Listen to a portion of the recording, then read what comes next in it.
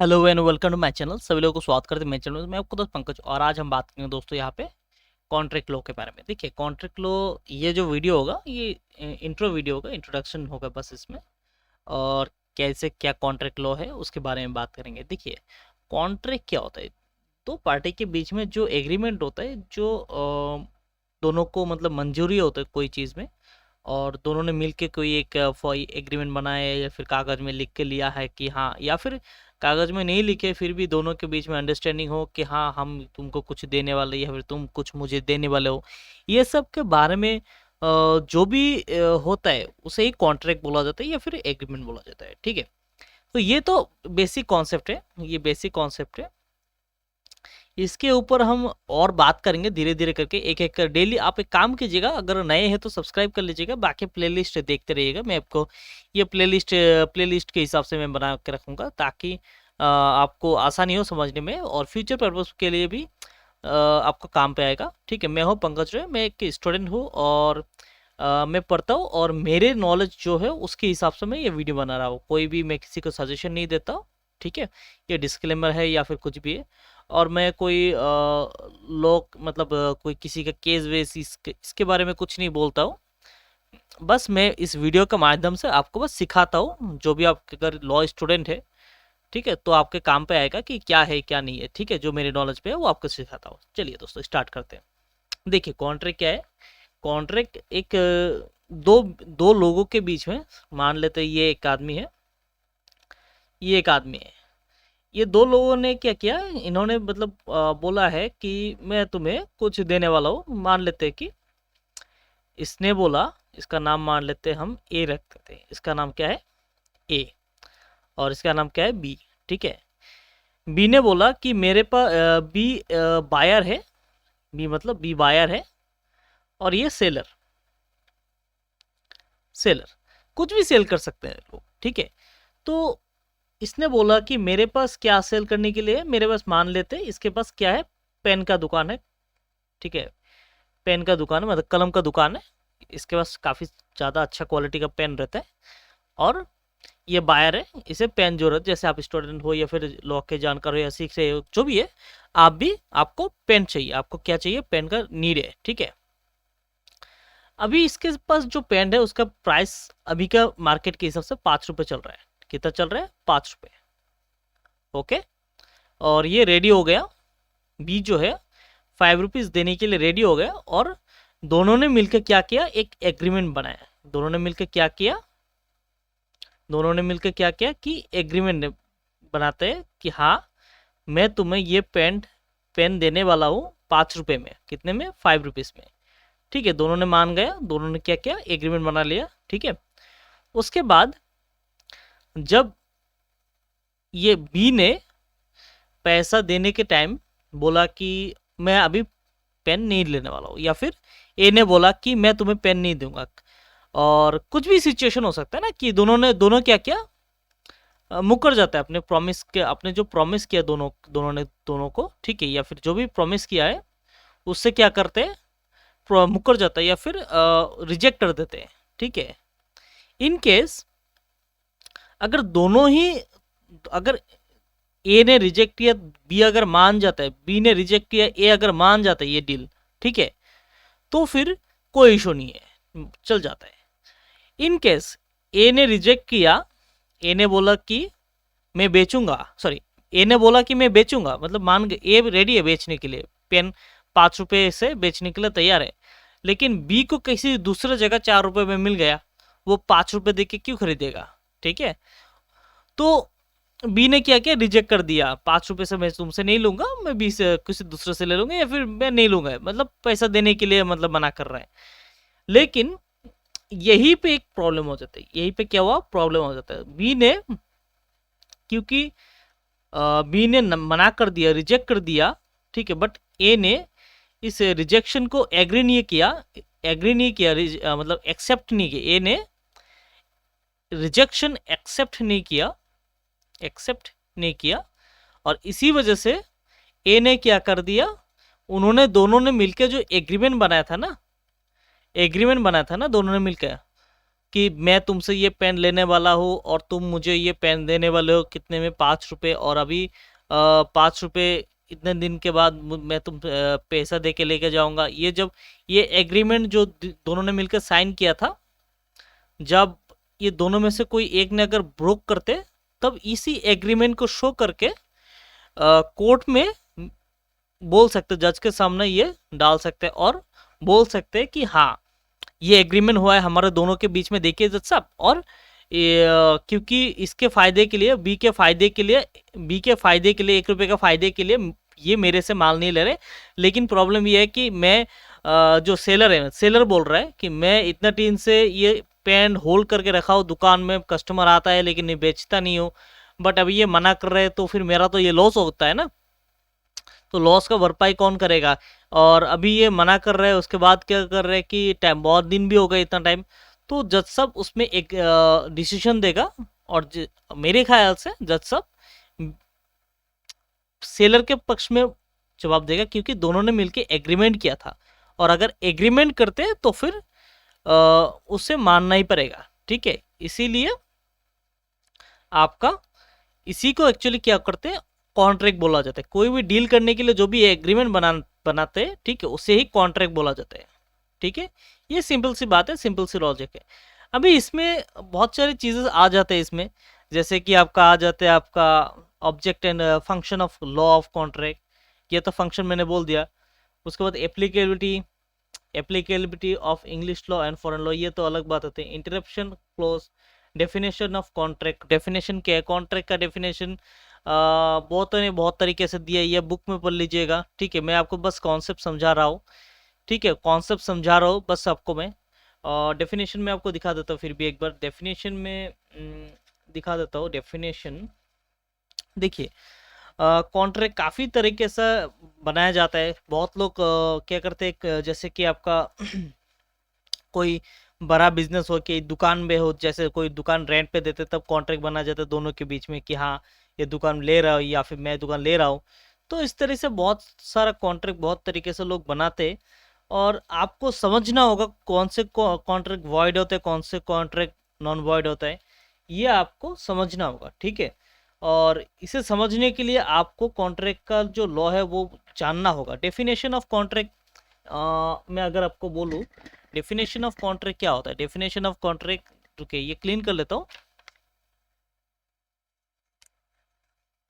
Definition of contract, okay.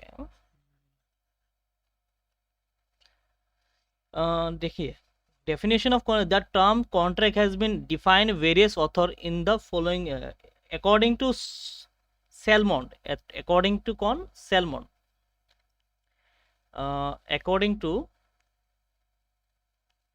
according to Salmon,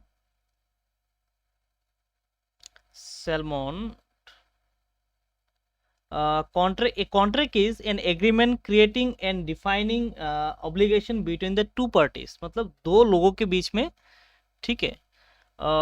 a contract ये लिख लीजिएगा, आपको शायद काम में आ जाए, ठीक है, क्योंकि फ्यूचर पर्पस में आपको ये शायद क्वेश्चन भी आ जाए, कॉन्ट्रैक्ट सेलमन के हिसाब से कॉन्ट्रैक्ट क्या है, ये सब आपको लिखना हो सकता है, ठीक है। एन एग्रीमेंट समझ लीजिएगा, ठीक है। Agreement creating and defining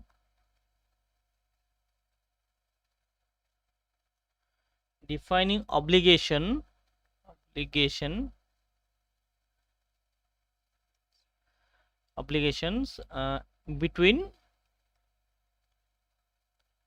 the parties, मतलब दोनों के बीच में जो भी प्रॉब्लम है, दोनों का ऑब्लिगेशन जो है वो एक एग्रीमेंट में डाल के उसे सील एंड साइन कर देना, उसे ही कॉन्ट्रैक्ट बोला जाता है, ये एक सेलमोन के हिसाब से, ठीक है। उसके बाद सर फेडरिक होता है।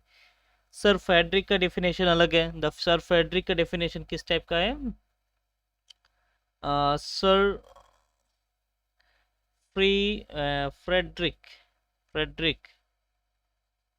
Frederick Pollock. ये एक काम कीजिएगा, ये डेफिनेशन आप गूगल कर लीजिएगा, उसके बाद आपका ये सर विलियम का भी आप गूगल कर लीजिएगा, सर विलियम विलियम, एक्चुअली लिखना बहुत मुश्किल होता है, फिर भी मैं लिख रहा हूँ, प्रॉब्लम होता है लिखने में, ठीक है। Okay, Williamson, Williamson.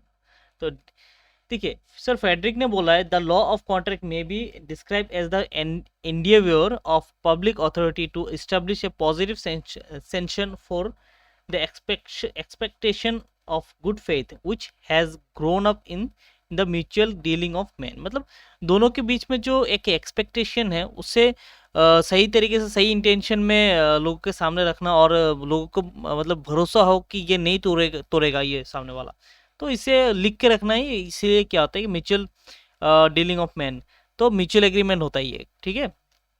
और सर विलियम के हिसाब से क्या होता है कि contract is an agreement enforceable by at law made between two or more person by which right are acquired by one or more to act or forbearance on the part of the others।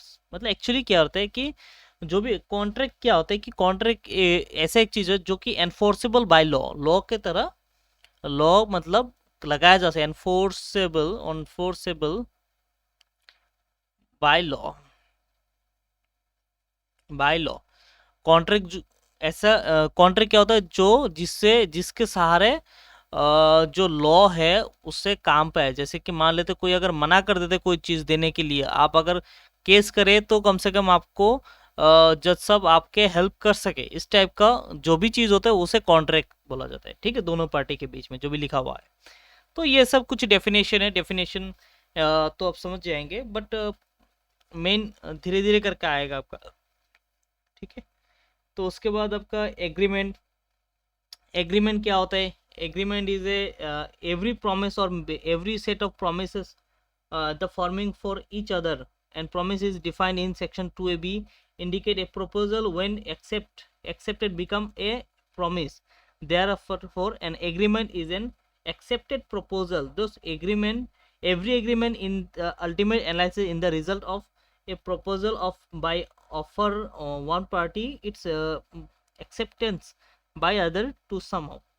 Actually agreement क्या होता है? Agreement होता है आपका, agreement क्या है? Agreement equal to proposal, कोई चीज आप प्रोपोज कर रहे हैं किसी को, ठीक है, प्रोपोजल प्लस एक्सेप्टेड, मतलब कोई चीज आप सामने वालों को प्रपोज कर रहे हैं कि हाँ कि ये चीज है, ये चीज देखिए, अगर पसंद आता तो आप एक्सेप्ट कीजिए, उसे एग्रीमेंट बोला जाता है। When agreement become contract, agreement कब कॉन्ट्रैक्ट बनता है? जब एनफोर्सेबल बाय लॉ। कॉन्ट्रैक्ट क्या है? कॉन्ट्रैक्ट इक्वल टू एग्रीमेंट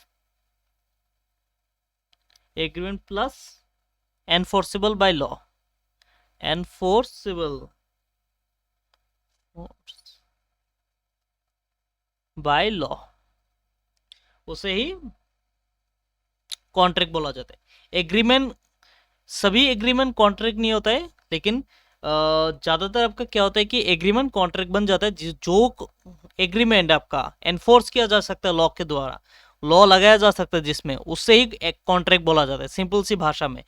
बस आपको समझना है, उसे ही लिखना है, ठीक है। उसके बाद देखिए कॉन्ट्रैक्ट तो हो गया।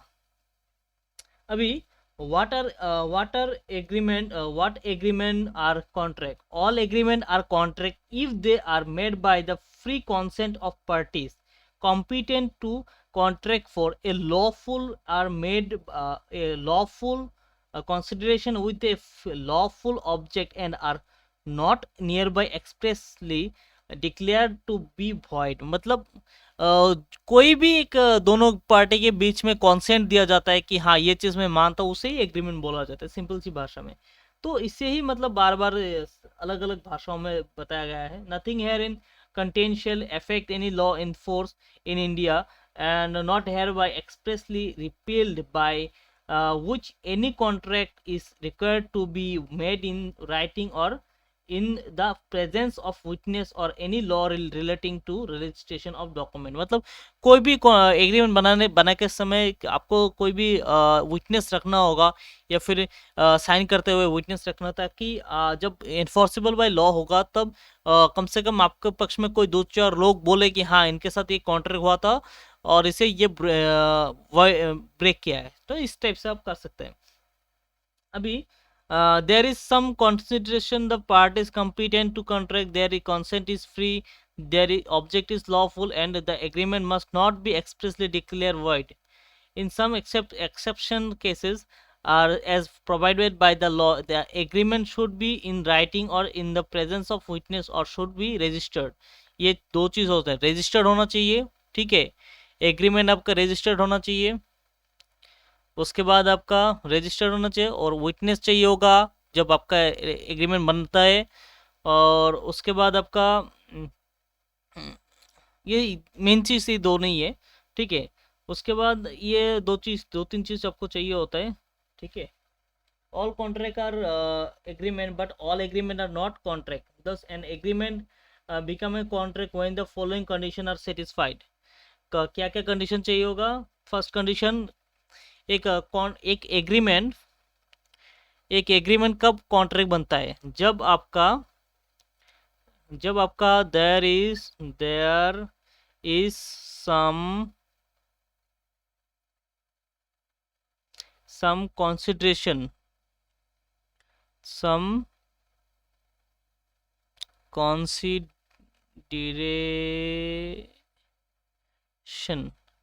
कंसिडरेशन आप देख लीजिएगा गूगल में अच्छे से। उसके बाद आपका द पार्टीज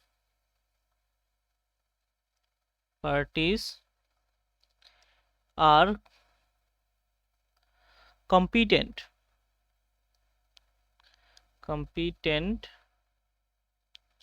टू कॉन्ट्रैक्ट, मतलब दोनों राजी हो, ठीक है। उसके बाद 3 नंबर, देयर कॉन्सेंट इज फ्री, मतलब दोनों का राय लेना जरूरी है, ठीक है। 4 number, the agreement must not be expressly declared void, the agreement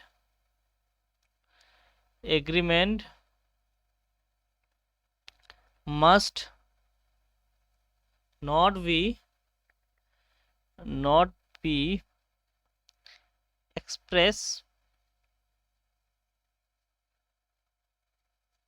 expressly declared, एक क्लीन कर लेता हूँ इसे, डिक्लेयर्ड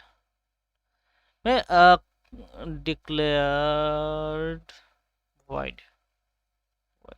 देखिए मैं सही से नहीं लिख रहा हूँ, कारण आपको नोट गूगल पे तो मिल ही जाएगा, मैं बस समझा रहा हूँ आपको क्या चीज़ क्या है।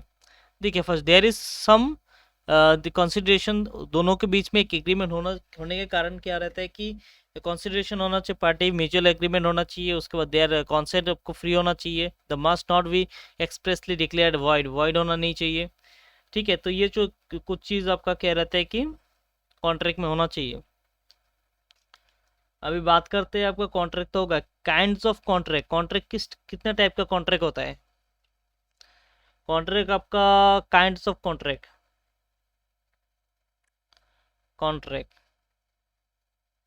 ठीक है। कॉन्ट्रैक्ट कितने टाइप का होता है? 1 2 3 4 काफी टाइप का है, 5 6 करीबन 13 टाइप का कॉन्ट्रैक्ट होता है। फर्स्टली स्टार्ट करते इसमें वैलिड कॉन्ट्रैक्ट, लिख लीजिएगा वैलिड कॉन्ट्रैक्ट। वैलिड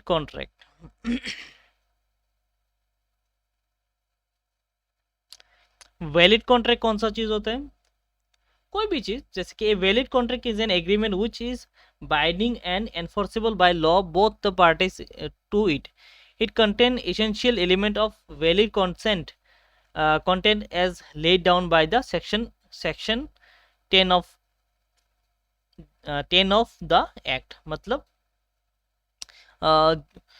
कोई भी कॉन्ट्रैक्ट हो जिसमें दोनों ही पर्सन एग्री होता है, ठीक है, उसके बाद एनफोर्सेबल बाय लॉ होना चाहिए, it contain all essential element valid as laid down by the section 10, ठीक है, सेक्शन 10 के हिसाब से सब होना चाहिए।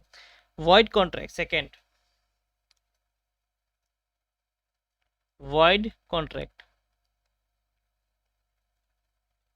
वॉइड कॉन्ट्रैक्ट क्या होता है?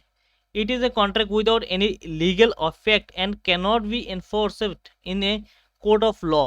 Section Section 2J define a void contract. A contract is which cease to be enforced by law become void when it ceases to enforceable. A contract may be void from the very beginning, or it may be become void subsequent to its formation. A void contract cannot be enforced by neither party. A contract may become void due to supervising impossible, illegal. An event become void when the event become impossible. According to section 56 para 2, where one person has promised to do something which he knew or with a reasonable diligence might have known, and which the promise did not know to be impossible or unlawful, such contract become void. मतलब कोई भी ऐसी चीज क्या होता है कि मतलब वॉइड कॉन्ट्रैक्ट क्या होता है, मतलब कैंसिल होने वाला कॉन्ट्रैक्ट जो होता है, ठीक है। कोई भी ऐसी चीज होता है जो कि दोनों ही जानते हैं कि नहीं हो पाएगा, लेकिन फिर भी कॉन्ट्रैक्ट बना जाता है, तो उसे, और या फिर इलीगल कॉन्ट्रैक्ट हो, वो दोनों ही ये इस टाइप का कॉन्ट्रैक्ट जो है वो आप वॉइड कर सकते हैं। तो ये आपको दो आज मैंने सिखाया, बाकी का नेक्स्ट वीडियो पे, सेकेंड वीडियो पे वीडियो देखेगा, उसमें आपको बाकी 3-4 का बारे में आपको पूरा डिटेल्स आपको नॉलेज होगा, ठीक है। छोटा छोटा पार्ट बनाएंगे, आपको समझने में इजी होगा, नहीं तो क्या रहती एक साथ सब सिखा देंगे तो आपको दिमाग में कुछ नहीं रहेगा। आज के लिए दोस्तों इतना तक ही था। अगले वीडियो के लिए थैंक यू दोस्तों। जय हिंद दोस्तों, वंदे मातरम। जय हिंद दोस्तों, थैंक यू। ये सेव कर लेता हूँ फ्यूचर पर्पज के लिए।